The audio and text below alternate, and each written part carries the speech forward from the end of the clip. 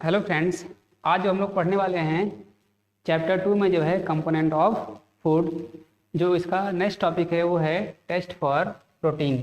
तो हमने जो है ये पढ़ा है कि जो है फूड में जो है बहुत सारे कंपोनेंट होते हैं, जैसे विटामिन्स हो गया, मिनरल्स हो गया, कार्बोहाइड्रेट हो गया, फैट हो गए। ये सभी क्या हैं? ये सब जो है फूड के इसेंशियल कंपोनेंट होते हैं, जो जिनका जो है कंजम्पशन हमारे लिए बहुत ही महत्वपूर्ण होता है, क्योंकि जो है इसी से हमारी बॉडी ग्रोथ करती है और हमें जो है बहुत सारे वहाँ पे उसके बेनिफिट मिलते हैं। तो जो हम लोग जो है अगला टेस्ट करने वाले हैं वो किसका है? प्रोटीन का। किसी भी जो है फूड में प्रोटीन प्रेजेंट है या नहीं है, ये कैसे हम लोग पता करते हैं, चलिए इसको देखते हैं। तो इसमें जो है चैप्टर 2 ये है, इसका दूसरा पार्ट है, पार्ट 2।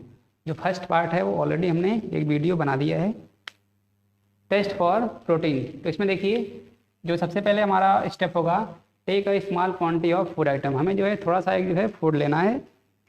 अगर वो फूड हमारा क्या है, सॉलिड है, तो उसका हमको पाउडर बनाना है। ठीक है, यहाँ लिखा है अगर हमारा फूड क्या है, सॉलिड है, you first need to make a paste or powder of it. ठीक है, इसके बाद उसे हमें जो है अच्छी तरह से उसको जो है क्रश कर लेना है, मतलब उसको जो है पाउडर बना लेना है। ठीक है, ताकि जो इसमें कोई सॉलिड पार्ट न रहने पाए। इसके बाद सेकेंड स्टेप क्या है? Add 10 drops of water to it and make a paste. ठीक है, अब हमें जो है उस जो हमने थोड़ा सा फूड लिया है टेस्ट करने के लिए, उसमें जो हम लोग जो है 10 ड्रॉप वाटर मिक्स कर देंगे और उसको अच्छी तरह से सेक कर लेंगे, ताकि इसमें वो क्या हो, पूरी तरह से मिक्स हो जाए। ठीक है, नेक्स्ट स्टेप क्या है?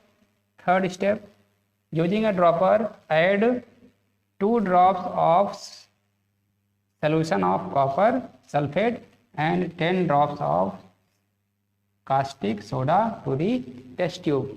अब देखिए हमें क्या क्या लेना है। हमें जो है हमारे पास हो गया फूड आइटम हो गया, प्लस आगे इसमें हमने क्या मिलाया, वाटर, प्लस इसके बाद क्या हुआ, कॉपर सल्फेट,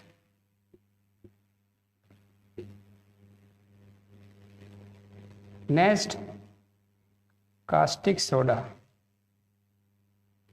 इन सबको जो है हमें टेस्ट ट्यूब में मिला के उसको जो है अच्छी तरह से सेक कर लेना है, ताकि उसमें सब क्या हो, आप अच्छे से मिक्स हो जाए।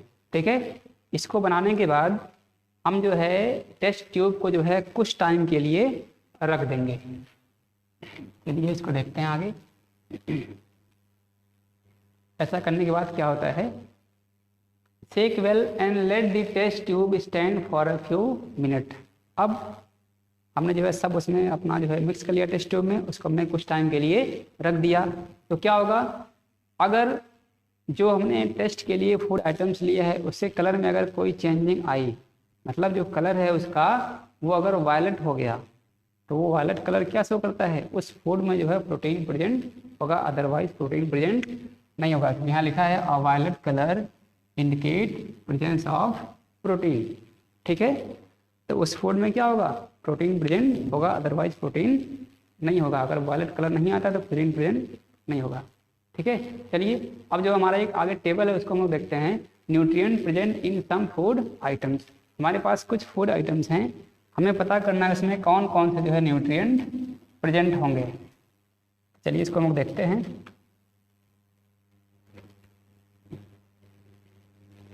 मैं कुछ इसमें हिंट कर दे रहा हूँ, आप लोग इसको फिल कर लेंगे। जैसे मिल्क है, देखिए फूड आइटम्स है, स्टार्च, प्रोटीन, फैट कौन सा तीनों में होगा प्रेजेंट वो बताना है। रा पोटैटो स्टार्च होता है, यस। आगे क्या है, नो है। ठीक है, मिल्क में प्रोटीन प्रेजेंट होगा और ये दोनों नहीं होंगे।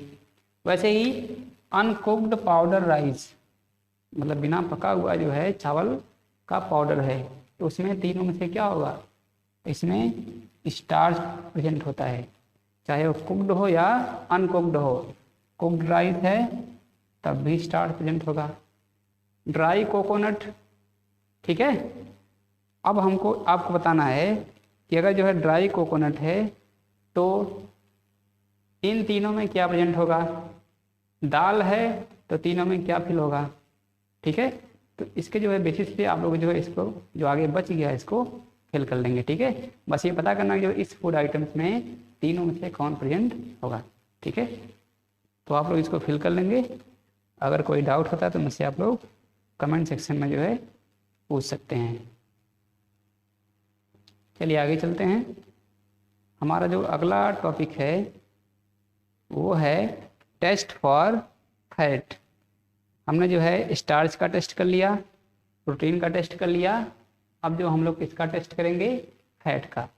तो जो है फैट का टेस्ट करने के लिए हम लोग जो है सिंपल फर्स्ट तो हमारा स्टेप वही है, हमें जो है स्मॉल क्वांटिटी ऑफ फूड लेना है।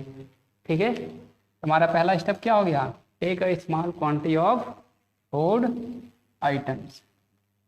ठीक है, उसको हम ले लिया। अब आगे क्या लिख रहा है देखिए इसमें, फैट। ठीक है, फैट का टेस्ट कर रहे हैं। Wrap it in a piece of paper and crush it. उसको हम जो है एक कागज़ का टुकड़ा होगा, ठीक है, उसको उसमें हम लोग लपेट देंगे और जो उसे क्रश कर देंगे, मतलब एक तरह से जो है उसको जो फूड आइटम्स है वो क्या हो, टूट जाए। ठीक है, ब्रेक कर जाए। लेकिन ध्यान रखना है जिसमें हम लोग उसकी रैपिंग किए हैं, जिस पेपर में लपेटे हैं उसको, वो जो है पेपर फटना नहीं चाहिए, ये ध्यान रखना है। ठीक है, क्योंकि यहाँ पे लिखा है वो प्रिकॉशन है। ठीक है, wrap it in a piece of paper and crush it, take care that the paper does not tear, फटे नहीं पेपर। ठीक है, फट जाएगा तो हमारा टेस्ट क्या होगा, गड़बड़ हो जाएगा। अब बस इसमें इतना ही है, आगे भी देखिए हमें अब हमारा रिजल्ट आएगा। ठीक है, अब जो भी हमने जिस भी पेपर में हमने जो है उस फूड को रैप किया था, उसको क्रश किया था, उस पेपर को हम लोग ओपन कर लेंगे। तो ओपन करने के बाद हमको वहाँ पर ध्यान से देखना है क्या उस पेपर पे जो है ऑयल प्रेजेंट आ रहे हैं कि नहीं आ रहे हैं। अगर जो है उस पेपर पे जो है कहीं भी जो है ऑयली पैच है, मतलब जो है तेल के जो है उस पर कुछ लगे हुए हैं धब्बे की तरह, तो ये क्या शो करता है, उस जो है फूड में फैट प्रेजेंट था। ठीक है, कभी कभी क्या होता है जो है उस फूड में जो है वाटर भी प्रेजेंट रहता है, तो क्या होता है कि जो है जो हमने पेपर लिया है उस पर वाटर के ड्रॉपलेट भी आ जाते हैं, वाटर भी उस पर प्रेजेंट होता है। तो हमको क्या करना, अगर उस पर हमको दिखे कि हाँ यहाँ पे वाटर भी है, तो हमें जो है उस पेपर को कुछ टाइम के लिए धूप में, सनलाइट में या कहीं पे जो है सूखने के लिए रख देना है। 2 मिनट 4 मिनट बाद क्या होगा, वो सूख जाएगा। अब उसको जो है हम ध्यान से देखेंगे क्या उस पर ऑयली पैच नज़र आ रहे हैं।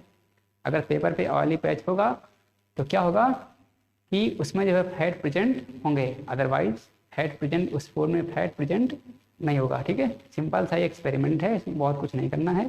ठीक है, देखिए does it have oily patch, क्या इस पर ऑयली पैच दिख रहा है, अगर है तो क्या होता है, oily patch on paper shows that the food item contains fat. अगर उस पर तेल के धब्बे हैं लगे हुए, ये क्या शो करता है, उस फूड में फैट रहा होगा। ठीक है, द फूड आइटम्स में sometimes contain a little of water, कभी कभी वाटर होता है तो हमको उसको सुखा लेना है। ठीक है, इसके बाद ऑयली पैच को देखना है क्या उस पर है। समझ गए होंगे आई होप। अब चलिए आगे देखते हैं। तो हमने जो है प्रोटीन, फैट और स्टार्च का टेस्ट कर लिया। ठीक है, आगे लिखा है ये हमारा इसी में था, इसको मैं इरेज कर दे रहा हूँ।